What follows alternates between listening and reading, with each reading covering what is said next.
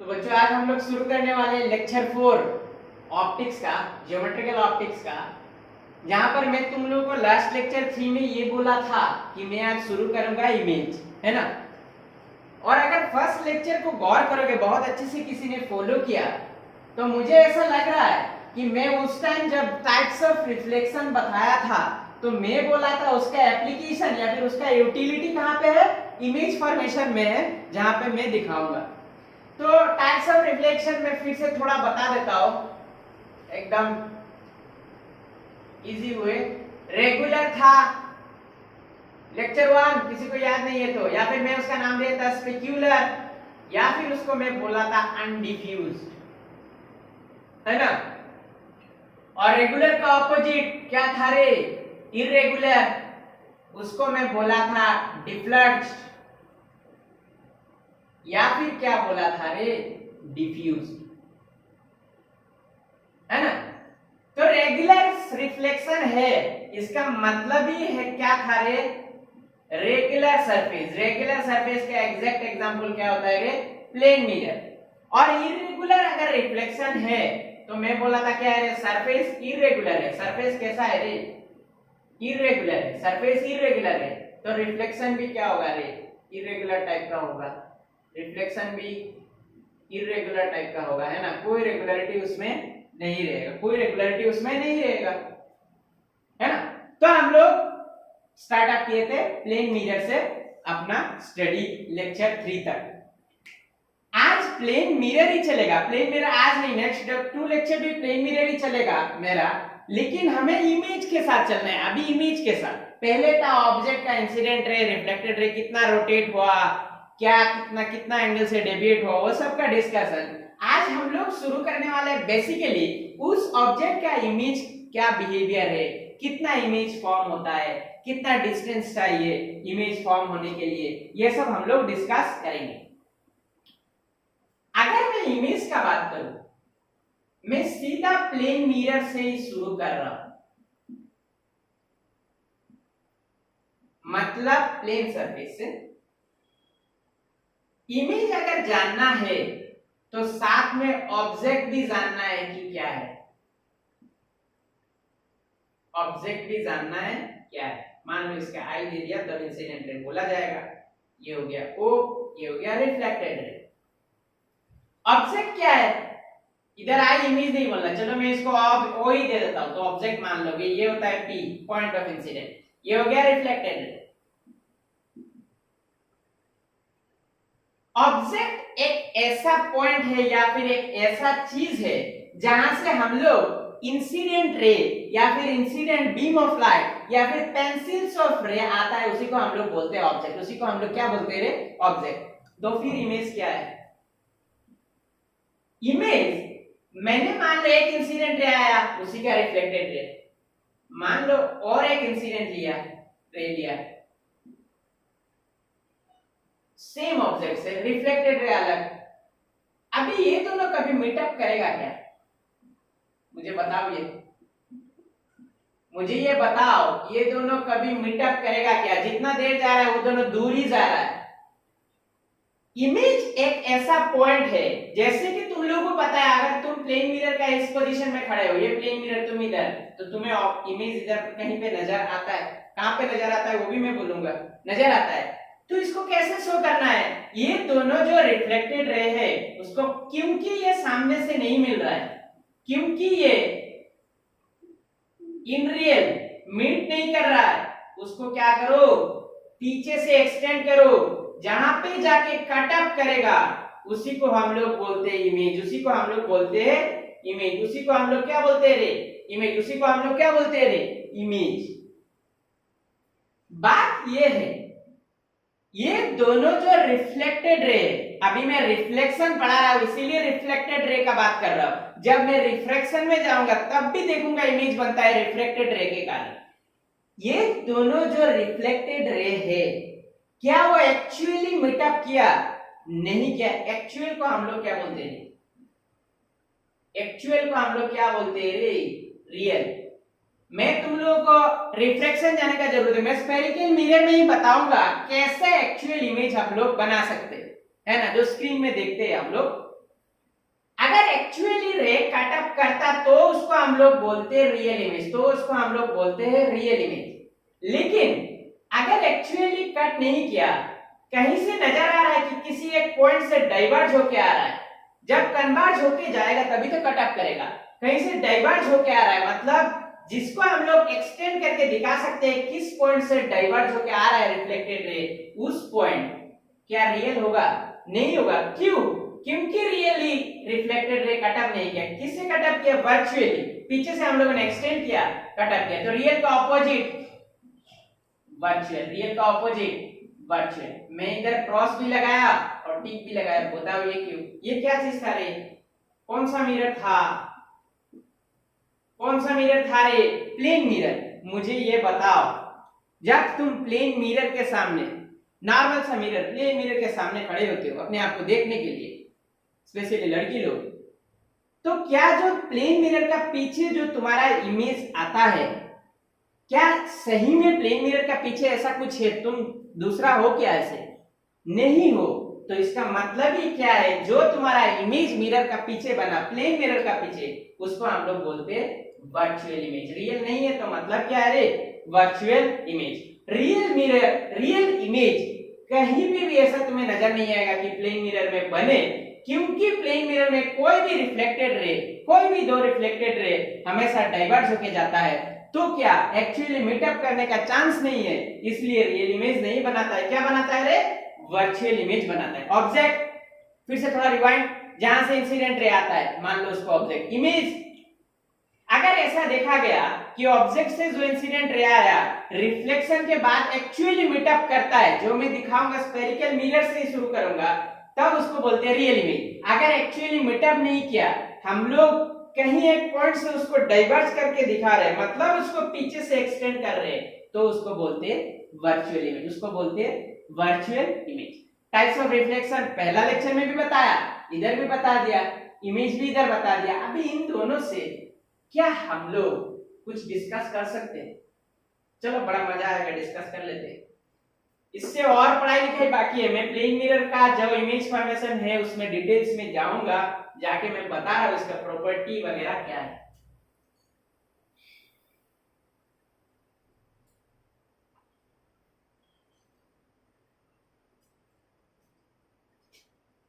सुबह early morning मैं एक एग्जांपल के साथ बड़े प्यार से बताऊंगा। मान लो एक फैमिली में 4 मेंबर है। कितना मेंबर है रे? 4 मेंबर है। पापा, मम्मी, बेटा। अच्छा बेटा पहले लिख रहा हूँ, लड़की लोग गुस्सा नहीं करना रे, तुम लोग भी लिख रहा हो, तुम लोग के आस्ते के इधर हो, इधर इस टॉपिक में डॉटर। पापा जब सुबह उठते हैं, अगर थोड़ा बहुत बीमारी वगैरह हो तो क्या करते रे? मॉर्निंग वॉक में चले जाते है ना। लेकिन इन जनरल क्या होता है रे, एक टाइम आते जो वो लोग पेपर लेके बैठ जाते। पेपर क्या रे? पेपर। मम्मी क्या करते रे? सुबह उठते ही किचन में चले जाते, एक बोल रहता है वहां पे पानी रहता है ना। सन क्या करता है?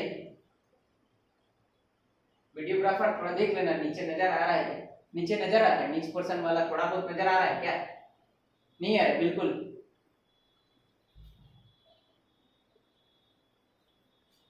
नजर तो आ ही रहा है। सन क्या करता है? एक रूम में जाता है, अच्छा एकदम टाइल्स वाइल्स लगा हुआ रूम हो, उसमें जाके बॉडी बनाना है। बॉडी बनाना, साइड वाला टाइल्स, नीचे भी टाइल्स या फिर फ्लोर मान लो कुछ भी, जिम करने शुरू कर देता है, एक्सरसाइज करने शुरू कर देता है। अब ये अगर मैं बताऊंगा भी नहीं तब भी सबको पता है। सुबह उठेगा, ब्रश कर लेगा, करने के तुरंत बाद ही, तुरंत बाद ही मिरर के सामने, तुरंत बाद ही मिरर के सामने चला जाएगा, तुरंत बाद मिरर के सामने। तो 4 केस मैंने दिखाया, पापा, मम्मी, बेटा, बेटी। सुबह उठ के क्या करते? इसके साथ और इसके साथ मैं लिंक करके कुछ चीजें ऐसे बताऊंगा जो बहुत जरूरी है जानना। पापा जब पेपर के सामने बैठते तो क्या पेपर में वो अपने आप को देख पाते? वही अगर कंसीडर करो बेटी, बीच में ये दोनों भी है, बेटी वो प्लेन मिरर में बैठता है तो अपने आप को देख पाता है ना? क्या ये दोनों में अंतर क्या है? क्यों हम लोग पेपर में अपने आप को देख नहीं पाते लेकिन वही प्लेन मिरर में देख पाते? तब मैं बताऊंगा। ये जो देख पाते हैं मतलब क्या देखना है रे? इमेज। और इमेज हम लोग क्या पढ़ रहे? रिफ्लेक्शन के कारण। किस कारण इमेज? रिफ्लेक्शन के कारण। अच्छे से अगर माइक्रोस्कोपिकली ग्रो करोगे, गौर करोगे, देखोगे तो अच्छे से नजर आएगा कि ये जो पेपर का सरफेस है वो इरेगुलर टाइप का है, मतलब स्मूथ नहीं है। आप बोलोगे इरेगुलर है, हम लोग देखा ऐसे स्मूथ है नहीं, माइक्रोस्कोपिकली। क्यों माइक्रोस्कोपिकली देखना जरूरी है? क्योंकि जो रे ऑफ लाइट होता है ना, वो भी एकदम थिन पार्टिकल के साथ आता है ना, तो इसलिए ये जो चीज जहां पर लाइट रिफ्लेक्ट हो रहा है वहां पे हमें ये गौर करना बहुत जरूरी है कि सरफेस असल में स्मूथ है या क्या है रे? रफ है। क्योंकि स्मूथ होगा तो रेगुलर रिफ्लेक्शन, क्योंकि अगर इरेगुलर सरफेस होगा या फिर नॉन प्लेनर सरफेस तो उसमें डिफ्लेक्ट या फिर डिफ्यूज रिफ्लेक्शन। पापा जब पेपर में देखते हैं तो रे मान लीजिए गया, तो देखोगे ये दोनों रे कभी मीट करेगा क्या? मीट करेगा क्या? नहीं करेगा। तो क्या अकेला यही एक रीजन है कि यहाँ पे इरेगुलर सरफेस है तो इरेगुलर या फिर डिफ्यूज रिफ्लेक्शन होगा, तो रे ऑफ लाइट मीट नहीं करेगा, एक्सटेंड करे या एक्चुअली भी करे, क्या होगा? एकदम रेगुलर बिहेवियर नहीं रहेगा, इसलिए इमेज नहीं बनेगा। ये तो है ही। और दूसरा बात है, ये पेपर जो मीडियम है, देखो पप्पा और पेपर कितना अच्छे से लेना देना, नाम ही हमें बता रहा है पेपर। क्योंकि दूसरा बात है, ये जो पेपर है ये किस टाइप का मीडियम है? In between opaque and translucent. मैं तुम लोगों को ये बता रहा हूं, जहां पर रिफ्लेक्शन, जिस सरफेस पे रिफ्लेक्शन मैक्सिमम होगा, जिस सरफेस पे रिफ्लेक्शन मैक्सिमम मतलब maximum percentage of light reflect हो जाएगा, वो सरफेस पे जो इमेज बनेगा वही एकदम क्लियरली नजर आएगा। और दूसरा जो रीजन, अगर ओपेक और ट्रांसलूसेंट मीडियम है तो उसमें क्या रिफ्लेक्शन ज्यादा होगा? नहीं होगा, थोड़ा बहुत होगा, तो कैसे देखेंगे पापा? और दूसरा जो रीजन है, रिफ्लेक्टेड रे जो होगा उसको एक्चुअली हो या वर्चुअली हो अच्छे से मीट अगर नहीं किया, एकदम अनपैरेलल रहा, मीट नहीं किया, तो वहां पे हमें इमेज नजर नहीं आएगा, इमेज नजर नहीं आएगा अच्छे से, है ना? इसी को मैं इसी के साथ कंपैरिजन एकदम पूरा एकदम बोर्ड में कभी कभी पूछता है, हम लोग मिरर में देख लेते हैं अपना इमेज, क्यों पेपर में देख नहीं पाते? बात करो अगर डॉटर का, ये सरफेस क्या है? स्मूथ है। ये सरफेस एकदम देखना प्लेन मिरर का सरफेस स्मूथ, मतलब पहला बात यही हो गया, इसमें रेगुलर रिफ्लेक्शन हो रहा है। रेगुलर रिफ्लेक्शन तो हो ही रहा है, साथ में अगर देखोगे कि ये जो मीडियम है इससे क्या होगा, क्योंकि इसका डेप्थ ज्यादा नहीं है तो मैक्सिमम परसेंटेज ऑफ लाइट क्या हो जाएगा? रिफ्लेक्ट हो जाएगा। रेगुलर रिफ्लेक्शन है तो क्या मीट करेगा कहीं पे भी वर्चुअली, क्योंकि प्लेन मिरर है ना? और क्या है? मीडियम क्या है रे? ऐसा मीडियम है जहां से maximum ray of light reflect हो रहा है, तो अगर इस डॉटर का इमेज और एक डॉटर इधर बनेगा तो उसको बहुत अच्छे से नजर आएगा। Reason percentage of light maximum reflected, है ना? मैक्सिमम रिफ्लेक्टेड, है ना? दूसरा स्मूथ सरफेस है तो उसमें क्या हो रहा है? रेगुलर रिफ्लेक्शन हो रहा है, तो अच्छे से एकदम मीट करेगा, हम लोग इमेज देख पाएंगे। मम्मी ये दोनों इन बिटवीन है, इसके साथ ये रिफ्लेक्शन के साथ एक्चुअल में लेना देना है, फिर भी मैं बता देता हूँ बाकी दोनों को क्यों छोड़े। मम्मी जब किचन में जाता है, जाने के बाद क्या है, एक बेसन में मान लो पानी लिया है, मैं अगर एक पॉन्ड के सामने जाता हूँ तो हमें एक इमेज नजर आता है, लेकिन क्या वही इमेज मैं अगर प्लेन मिरर के सामने जाऊंगा उतना साफ दिखाई देगा? बहुत ज्यादा साफ दिखाई देगा। प्लेन मिरर स्मूथ सरफेस है, थिकनेस एकदम कम रहता है, पीछे से सिल्वरिंग रहता है, मैक्सिमम लाइट रिफ्लेक्ट हो जाता है, इसीलिए क्या अच्छे से नजर आता है, इंटेंसिटी उस इमेज का ज्यादा होता है। लेकिन अगर मैं पॉन्ड में जाऊं, डेप्थ बहुत ज्यादा है, उसमें रिफ्लेक्ट भी हो रहा है, हो सकता है सरफेस स्मूथ हो पानी का, लेकिन उतना इंटेंसिटी या फिर उतना क्लियर इमेज नजर नहीं आता। इस केस में जाओगे तो बेसल में जाओगे, पानी को रख दिए, डेप्थ तो कम ही है, पॉन्ड जैसा डेप्थ नहीं है, और क्या है, मेटल में रखा हुआ है, तो वाटर उसी कलर पकड़ लेगा और स्मूथ होगा, नो डाउट। उसमें भी एक टाइप का थोड़ा बहुत नजर आएगा, लेकिन ब्लर टाइप का इमेज ही नजर आएगा, ब्लर टाइप का इमेज ही नजर आएगा। ये जो है बेटा सुबह गया तो जिम कर रहा है, थोड़ा बहुत तो कभी तो देखना है ना भाई, पसीना निकल रहा है या नहीं, तो वो क्या करेगा, टाइल्स के सामने जाएगा, एक ब्लर टाइप का इमेज आ जाएगा, एक ब्लर टाइप का इमेज आ जाएगा। और टाइल्स का जो मटेरियल है वो अच्छा मीडियम होता है रिफ्लेक्शन के लिए, तो अगर प्लेन होता है, लगभग प्लेन ही होता है, माइक्रोस्कोपिकली जाओगे तो प्लेन नहीं है, तो हम लोग को क्या लेना पड़ेगा, इरेगुलर रिफ्लेक्शन। फिर भी कुछ रेज हम लोग मीट अप करा सकते हैं, इसलिए एक टाइप का देखना इमेज आता है। अगर क्लियर फ्लोर भी रहे, नॉर्मल विदाउट टाइल्स, एकदम क्लियर, क्लियर रहना है नहीं, अभी अगर फ्लोर क्लियर नहीं है, सब अपने अपने फ्लोर क्लियर कर लो, क्लीनलीनेस इज एवरीथिंग, तो क्या होता है, देखना एक इमेज नजर आएगा, नीचे से देखना एक ब्लर टाइप का इमेज नजर आएगा, उतना अच्छा नजर नहीं आएगा जितना प्लेन मिरर के सामने नजर आएगा, है ना। तो मैं ये चारों डिफरेंस एकदम समझा दिया, टाइप्स ऑफ रिफ्लेक्शन के साथ इमेज का क्या लेना देना है, या फिर इमेज का क्या होता है, कितना अच्छा बनता है या बुरा बनता है, वो सब मैं बता दिया, है ना। इसमें तो किसी का डाउट नहीं होना चाहिए, होना चाहिए क्या, नहीं होना चाहिए। किस चीज में हम लोग इमेज देख सकते हैं, किस चीज में अच्छा इमेज बनेगा, यही चीज मैं इधर बताया तुम लोग।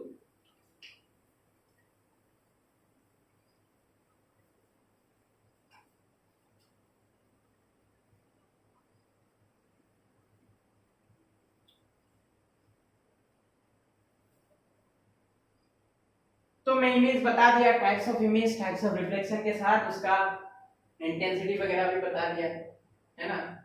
अभी चलो ये जो मैं प्लेन मिरर ही पढ़ा रहा हूं, अभी इमेज से ही बात करता है, तो चलो ये जो इमेज बनेगा plane mirror, image formation in plane mirror, image formation in plane mirror, तो मैंने लिया, बहुत अच्छा है, प्लेन मिरर ले लिया। इसको मैं पहले बोल दिया था, जहां से आता है उसको मैं ऑब्जेक्ट बोलता हूं। एक रे आया, उसी पॉइंट पे नॉर्मल रिफ्लेक्ट होके गया, है ना। मैं बोला था, मैं ये बहुत अच्छे से बोला था कि एक इमेज फॉर्म होने के लिए दो रे तो लेना पड़ेगा ना, अगर मीटअप करेगा या फिर वर्चुअली मीटअप करेगा, रियली मीटअप, दो रे तो मीट मतलब दो, है ना।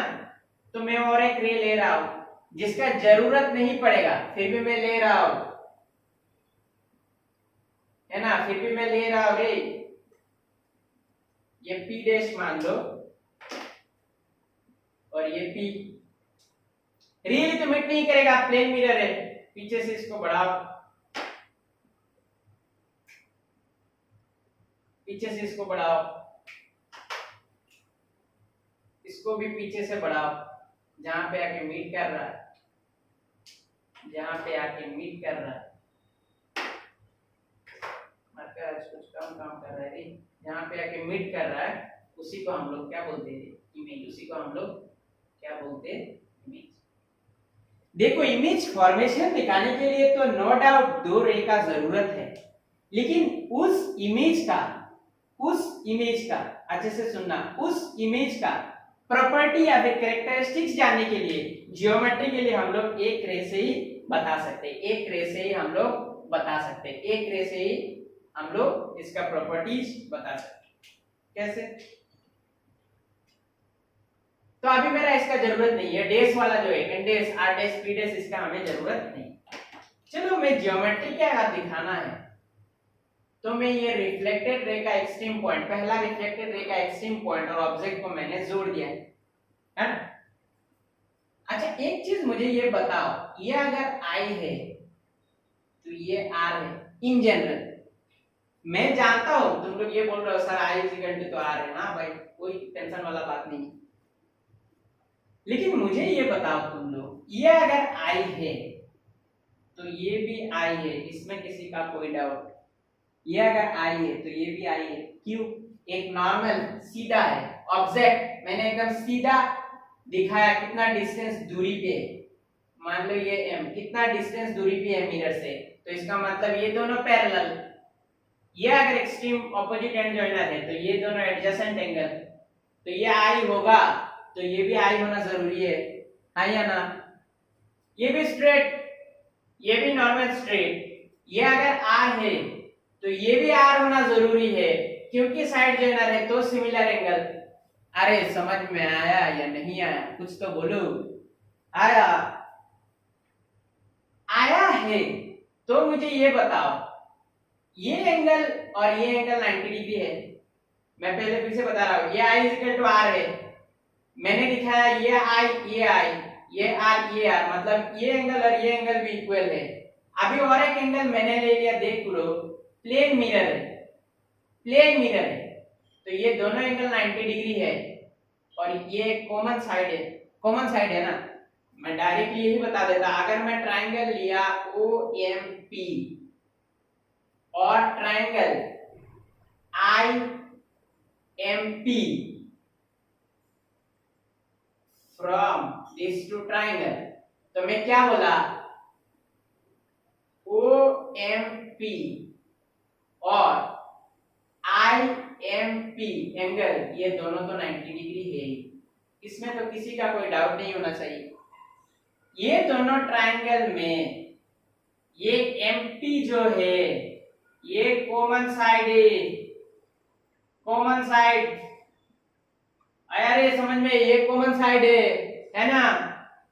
और मैं इधर डायग्रामेटिकली तुम लोग को ये दिखा दिया, ये I और R है और मैं जानता हूं लॉ ऑफ रिफ्लेक्शन से I और R सेम है, मतलब क्या मैं लिख सकता हूं MOP is equal to MIP, ये लिख सकता हूं क्या?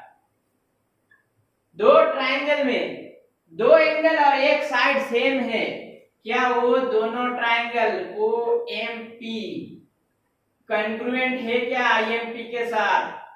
कंग्रुएंट, सर्वांग समोह। दो ट्रायंगल का अगर हर अंग समान होता है तो उसको हम लोग बोलते हैं सर्वांग समोह या फिर कंग्रुएंट। तो अगर ऐसा है तो मैं क्या ऐसा बोल सकता हूं OM डच OM is equal to IM। OM क्या होता है रे? ऑब्जेक्ट डिस्टेंस, और IM क्या होता है रे? Image distance.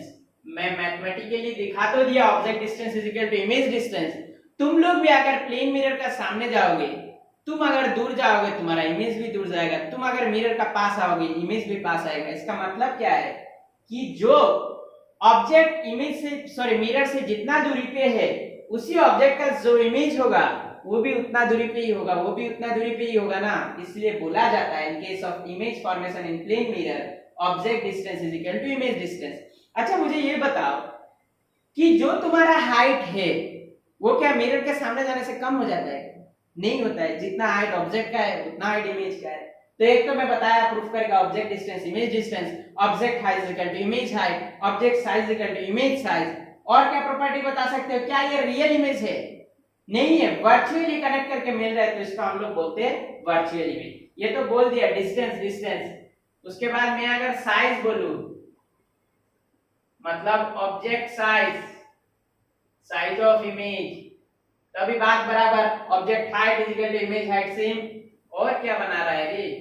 Virtual image. अच्छा वर्चुअल इमेज तो एक्चुअल में नहीं है। क्या तुम अगर प्लेन मिरर का पीछे ऐसा एक स्क्रीन लगा दोगे तो उस स्क्रीन में क्या तुम्हें नजर आएगा?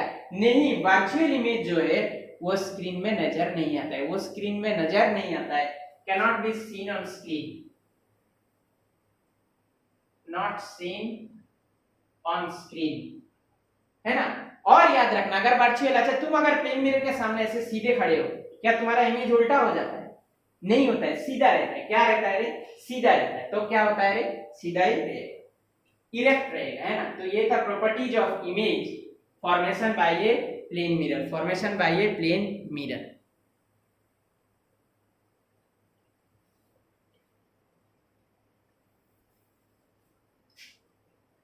तो चलो इमेज फॉर्मेशन में प्लेन मिरर तो मैं बता दिया।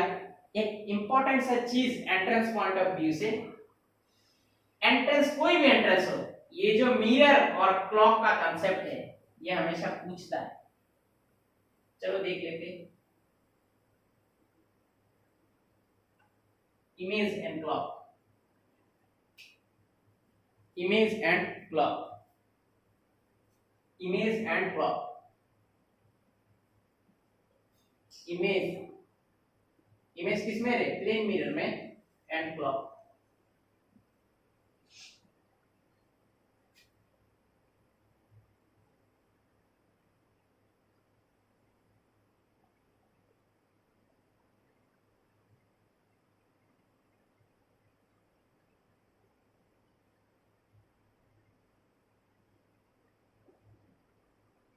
मान लो तुम मॉल में गए हो और जाने के बाद तुम्हें टाइम देखना है, तुम्हारा हाथ में वॉच नहीं है ना, हैंड वॉच नहीं है, जो मिरर लगा हुआ है उसका नीचे ही तुम्हारा टीचर खड़े, तो तुम क्या मिरर को देखोगे? जरा भी नहीं देखोगे। मैं भी नहीं देखता था, डर लगता था कुछ कुछ टीचर को। तो देखने का तरीका क्या है? इन जनरल मॉल में बहुत सारा मिरर भी लगा हुआ होता है या फिर ग्लास वगैरह लगा हुआ रहता है जहां से सफिशिएंट लाइट रिफ्लेक्ट होता है।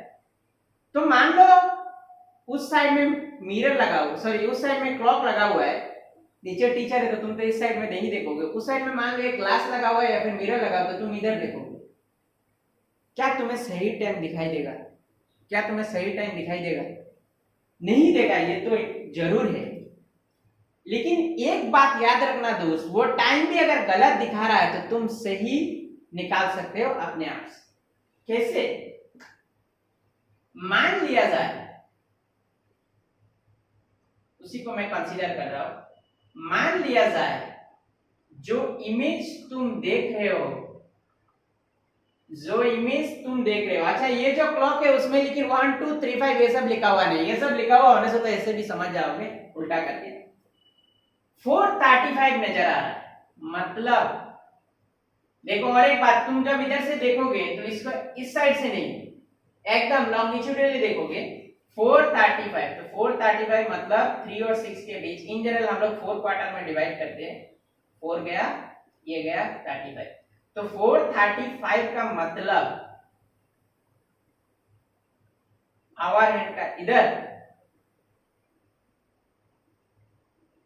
और मिनट हैंड का इधर, 4:35। मैं अगर इस क्लॉक को एकदम इक्वली डिवाइड करूं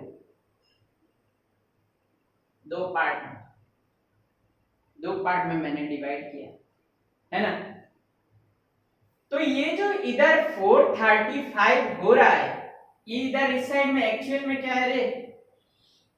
इधर 3 और 6 के बीच, तो इधर क्या रहेगा रे? 9 और 6 में, जो एक्चुअल है, ये एक्चुअल है और ये क्या है? इमेज है, इमेज। तो मैंने बोला तुम एक्चुअल में नहीं देखोगे, अरे एक्चुअल में कोई देखेगा तो थोड़ी ना इमेज देखने जाएगा। तुम्हें इमेज में नजर आ रहा है 4:35, कितना टाइम? 4:35 PM। तो ऐसा उस घड़ी में देखोगे जो एक्चुअल में है, क्या वो 4:35 में है? ऐसा होता है क्या? अगर देखोगे तुम प्लेन मिरर में, ये बताने का बहुत इंपॉर्टेंट यही है क्योंकि प्लेन मिरर में हमारा जो लेफ्ट साइड है वो मिरर का उसी साइड में नजर आएगा। ऐसा नहीं हमारा लेफ्ट साइड इस कॉर्नर में चला जाएगा, ऐसा नहीं है। इधर हो, ये हो, इधर हो, ऐसा नहीं, ये हो इस साइड में चला गया और ये इस साइड में, ऐसा नहीं। ये जो साइड है ये इधर ही नजर आएगा, ये जो साइड है ये इधर ही नजर आएगा। तो अगर 4:35 है तो एक बात श्योर है, ये क्या है? देखो एकदम क्रोनोलॉजिकली सोचना क्या क्या चीज बन सकता है। तो एक बात तो श्योर है, ये क्या है? 9 और 6 के बीच में होगा।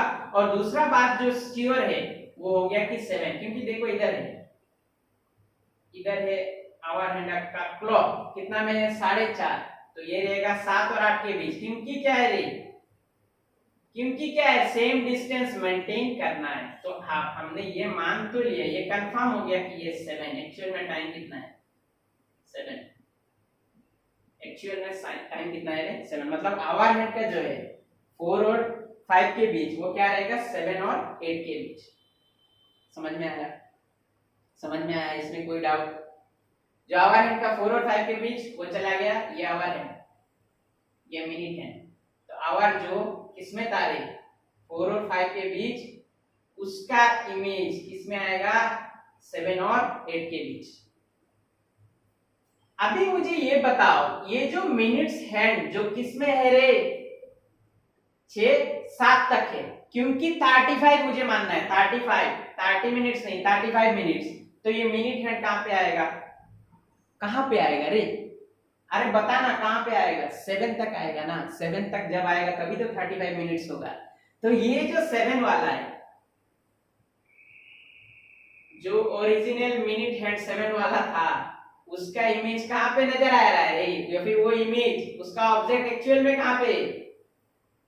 मैं फिर से वो रिवाइंड करके बता रहा हूं, ये इमेज है तुम्हारा, इधर तो मैं दिखा दिया इमेज, इसके एक्चुअल में कहां पे आ रहा है 4 और 5 के बीच में अगर इमेज था तो ऑब्जेक्ट कहां पे होना चाहिए 7 और 8 के बीच, क्योंकि ये डिस्टेंस हमें मेंटेन करना है, ऑब्जेक्ट डिस्टेंस और इमेज डिस्टेंस मेंटेन करना है। कब मेंटेन होगा, जब एंगल मेंटेन होगा ना, जब एंगल इक्वल रहेगा।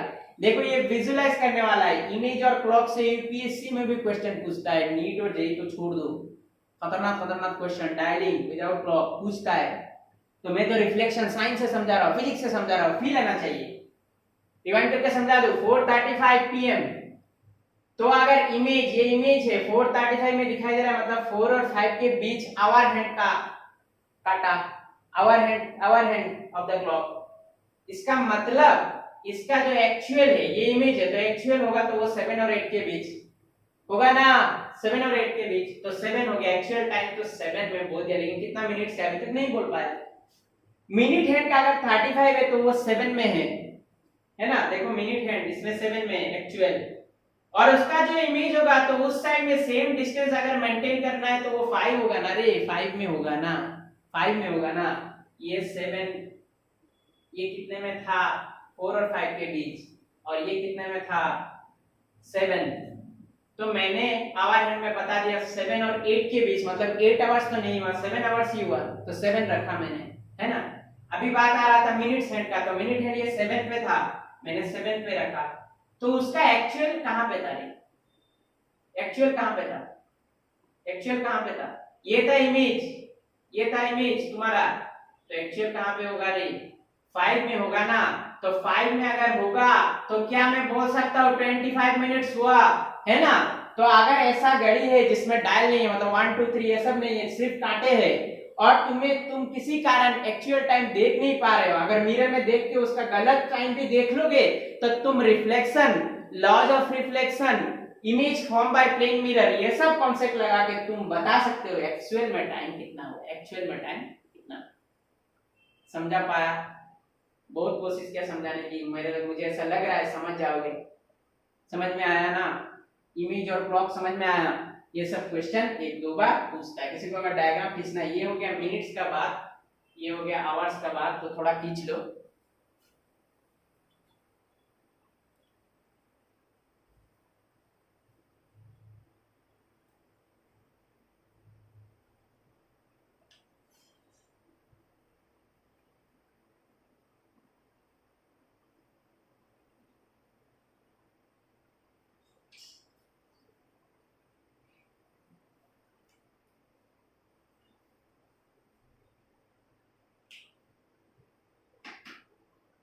हो गया। मैं मिरर डिस्प्लेसमेंट, जैसे मिरर रोटेशन पढ़ाया था, तो जब इमेज का बात करूंगा तो मिरर डिस्प्लेसमेंट का बात आता है, वो मैं नेक्स्ट क्लास में ही करा पाऊंगा। एक क्वेश्चन मान लो सिंपल सा करा देता हूं, क्वेश्चन तो बहुत सारा बन सकता है प्लेन मिरर पे। एक क्वेश्चन चलो मैं दिखा देता हूं कि अगर दो रेक्टेंगुलर एक्सिस के बीच, दो रेक्टेंगुलर एक्सिस मतलब एक्स एक्सिस और वाई एक्सिस ही मान लेना, उसके बीच में अगर मैं कहीं पे मिरर रखा कुछ एंगल के साथ, है ना, कुछ एंगल के साथ, और मान लो जो ऑब्जेक्ट है उसका कुछ कोऑर्डिनेट दिया हुआ है, उसका कुछ कोऑर्डिनेट दिया हुआ है, तो मैं क्या वेरियस कितना एंगल है इमेज का, इमेज कितना दूरी है एक्स एक्सिस से, कितना वाई एक्सिस से दूरी है, वो निकाल सकता हूं क्या। चलो देख लेते हैं एक बार, ये लेकिन इंपॉर्टेंट है, image by plane mirror and clock, है ना।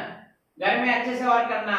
एक एग्जांपल मान लो, इजी आता है, मान लो एक एग्जांपल 11:35 AM, दिन है भाई, तो अगर इमेज भी दिन में होगा तो एक्चुअल जो टाइम है वो भी 3 में होगा। ये देखो 4:35 जो दिखा रहा था वो देख के बंदा शॉक हो जाएगा, भाई रात हो चुका है और अभी तक 4:35 भी बज रहा है ना। तो क्या आया बात उसका, क्या प्लेन मिरर का इमेज का, तो नॉर्मली शॉक हो जाएगा, भाई रात हो चुका है। लेकिन बुड़बक को ये पता नहीं कि ये इमेज है। तो 11:35 AM का तुम लोग खुद करना, तो मतलब ये इमेज में दिखाई दे रहा है 11:35 AM। उसका एक्चुअल टाइम कितना है बताना। AM PM का भी ध्यान रखना है, याद रखना, क्वेश्चन पूछेगा तो AM PM भी चेंज होगा। और उल्टा करके भी करना कि ऑब्जेक्ट का टाइम इतना दिख रहा है तो अगर पीछे से मिरर लगा हुआ हो तो उसमें कितना दिखेगा, है ना। तो एक कंसेप्ट मैं बता रहा हूं जिसको बोलते हैं mirror in between two axis. Mirror in between two axis, mirror in between two axis कैसे होता है। अभी याद रखना ये मिरर नहीं है, ये एक्सिस है। ये क्या है, एक्सिस है। मान लो एक प्लेन मिरर, कुछ भी क्वेश्चन पूछ सकते हैं, वैरायटीज ऑफ क्वेश्चन हो सकता है। मान लो एक प्लेन मिरर है जो 30 डिग्री टिल्ट है एक्स एक्सिस के साथ, या फिर बोल सकते हो वाई एक्सिस के साथ कितना टिल्ट होगा रे, 60 डिग्री। वाई एक्सिस के साथ कितना टिल्ट होगा रे, 60 डिग्री। अगर मैं ऐसा एक ऑब्जेक्ट रखा जिसका कोऑर्डिनेट है 4 0। अच्छा देखने से ही लग रहा है 0 अगर नहीं भी बोलता तो तुम्हें पता हो जाना चाहिए। मान लो मीटर में दिया हुआ है तो 4 मीटर ओरिजिन से दूर होगा, है ना। ओरिजिन से 4 मीटर दूर होगा, इसको कुछ मान लो p, क्योंकि वो मैंने इधर दिया ओरिजिन से। और y एक्सिस अगर दिया भी नहीं हुआ है तो उसका क्या होगा रे, 0 होगा। क्या होगा, 0 होगा। अच्छा मुझे ये बताओ, मैं डायरेक्टली इतना एक्सपर्ट हो गया तो मैं ये बोल सकता हूं कि ऑब्जेक्ट डिस्टेंस मतलब एकदम perpendicular distance from the mirror जितना होगा वही पीछे से आके बढ़ता है ना। यही कहीं पे इमेज बनेगा, इतना तो कंफर्म है। क्या है, ऑब्जेक्ट उससे सीधा परपेंडिकुलर, मैंने यहाँ पे दिखाया था, सीधा परपेंडिकुलर ले लो मिरर पे, वही हो गया आपका क्या रे, ऑब्जेक्ट डिस्टेंस। क्या हो गया रे, ऑब्जेक्ट डिस्टेंस। तो इमेज ठीक उसका पीछे वही डिस्टेंस, तो क्या हो जाएगा, इमेज डिस्टेंस। ये क्या हो गया रे, ऑब्जेक्ट डिस्टेंस, और ये क्या हो गया रे, इमेज डिस्टेंस। तो मैं क्या किया, वो जो प्राइम जो रेफरेंस पॉइंट था वहां से इस इमेज पॉइंट को ज्वाइन किया, वहां से इस इमेज पॉइंट को ज्वाइन, वहां से इस इमेज पॉइंट को ज्वाइन। अभी देखो बहुत सारा चीज पूछ सकता है, क्या पूछ सकता है, मान लो ये 30 है, ये अगर परपेंडिकुलर है शॉर्टेस्ट डिस्टेंस तो ये 90 डिग्री है। अरे समझ में आया ना। ये अगर 90 डिग्री है, मैं डायग्राम में सब बता रहा हूं, इतना लिखने का खुद लिखना एकदम लेक्चर देख के। ये अगर 90 है तो ये ट्रायंगल में ये 60 होना बहुत जरूरी है, ये 60 होना बहुत जरूरी है, हाँ या ना, ये 60 होना बहुत जरूरी है।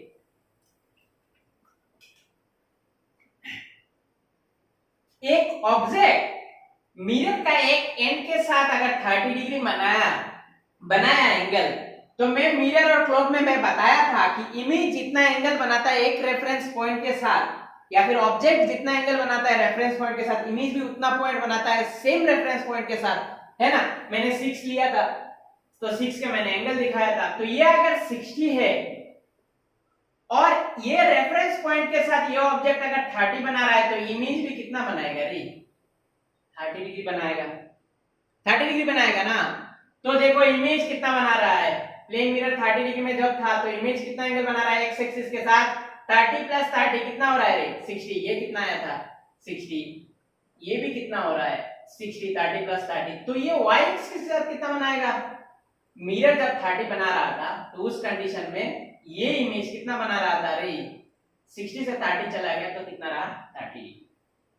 कोई डाउट। अगर ये 60 है, ये 60 है, तो ये एंगल इस ट्रायंगल में ये 60 होना जरूरी है या नहीं है, जरूरी है। तो ये भी 60, ये भी कितना है, 60। अभी मान लो कुछ भी, मान लो इमेज से एक मैं परपेंडिकुलर खींचा, कभी कभी पूछता है इस परपेंडिकुलर एंगल ये कितना होगा, इमेज एक्स एक्सिस से कितना दूरी पे है। या फिर ऑब्जेक्ट डिस्टेंस कितना है, इमेज डिस्टेंस कितना है, ये सब बहुत सारा क्वेश्चन पूछ सकते हैं। तो ये सब तो नॉर्मल से ट्रिगोनोमेट्री लगा दो, हो जाएगा बहुत आसान। जैसे कि मान लो ऑब्जेक्ट डिस्टेंस निकालना है, क्या निकालना है रे, ऑब्जेक्ट डिस्टेंस। मान लो इसको मैं रेफरेंस एंगल पकड़ा, बाकी सब तो मैंने निकाला अपने आप ज्योमेट्री से।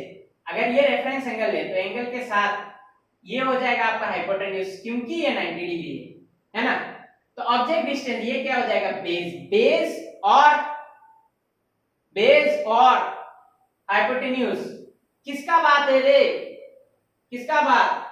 या फिर मान लो अगर ये 60 डिग्री कंसीडर करोगे तो ये 90 डिग्री, ये 60 डिग्री के लिए ये हाइपोटेन्यूज, और ये क्या है रे, ये क्या है रे, बेस है, और ये क्या हो जाएगा, परपेंडिकुलर है, ये क्या हो जाएगा, परपेंडिकुलर है। तो सब कुछ तुम ऐसे करके निकाल सकते हो। मान लो ये 30 डिग्री मैं लिया हाइपोटेन्यूज, और ये क्या है रे, एंगल का अपोजिट क्या है रे, परपेंडिकुलर। परपेंडिकुलर हाइपोटेन्यूज के साथ किसका लेना देना है, साइन का। तो मैं अगर निकाला sin 30 degree is equal to perpendicular, ये देखो ये एंगल है ना, इसका ऑपोजिट वाला जो है वो क्या होगा रे, परपेंडिकुलर। तो परपेंडिकुलर मान लो object distance OM by hypotenuse कितना है रे, OP। sin 30 डिग्री का मतलब, sin 30 डिग्री का मतलब क्या होता है रे, √1/√4 कितना होता है रे, हाफ। OM जो मुझे निकालना है, OP मुझे पता है, OP क्या है रे, 4। तो OM कितना हो रहा है तुम्हारा 2, कितना आएगा 2 मीटर। मतलब ऑब्जेक्ट डिस्टेंस कितना हो जाएगा तुम्हारा 2 मीटर। अगर ऑब्जेक्ट डिस्टेंस 2 मीटर है तो इमेज डिस्टेंस भी कितना है, इमेज डिस्टेंस भी 2 मीटर है। तो ये इमेज डिस्टेंस कभी कभी देखो y एक्सिस से कितना दूरी पे है ये भी पूछता है, x एक्सिस से कितना दूरी पे है ये भी पूछता है। तो ये सब निकाल सकते हैं बहुत आसान। क्योंकि देखो कैसे होगा, अभी देखो ये तुम्हें पता होगा ये टोटल कितना है, 2 + 2 कितना है रे, 4। अच्छा 4, और ये 60 डिग्री है, ये कितना है 60 डिग्री है। ये एंगल तो 30 डिग्री होगा फॉर द टाइमिंग, मैं मान ही नहीं रहा हूं, मैं इसको 60 डिग्री पकड़ा, ये हो गया आपका हाइपोटेन्यूज, और ये क्या हो जाएगा रे, परपेंडिकुलर हो जाएगा ना। तो मैंने अगर बोला sin 60 डिग्री, मान लो इसको मान लो P dash, sin 60 degree is equal to perpendicular कितना IP dash divided by hypotenuse कितना होगा रे, IO। हाइपोटेन्यूज कितना होगा रे, IO। तो IP डैश कितना आएगा, sin 60 डिग्री मतलब √3/2, और IO ये टोटल डिस्टेंस कितना है, 2 + 2 कितना रे, 4।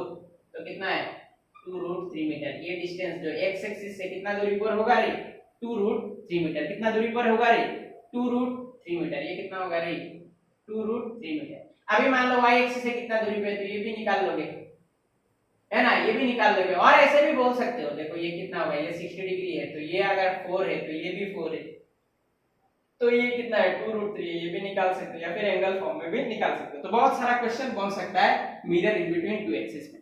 मैं नेक्स्ट लेक्चर 4 में जब जाऊंगा तब वो जो रोटेशन में थर्ड लेक्चर में समझाया था, वो रोटेशन था मतलब एंगुलर डिस्प्लेसमेंट रिफ्लेक्टेड रे का, मैं शुरू करूंगा मिरर डिस्प्लेसमेंट। बहुत मजा आएगा मिरर डिस्प्लेसमेंट, जहां पर मैं मिरर को लीनियरली रोटेट करूंगा, लीनियरली, और मुझे देखना है उसका इमेज का रोटेशन कितना होता है, उसका इमेज का रोटेशन कितना होता है। समझ में आया, आज का क्लास समझ में आया पूरा, बड़े मजे से पढ़ाया। Mirror in between two axis, वहां से क्वेश्चन कुछ बनाना बहुत आसान है। तो thank you very much. Lecture 4 this was, मैं लेक्चर 5 में बहुत सारा चीज लेके आ रहा। Thank you.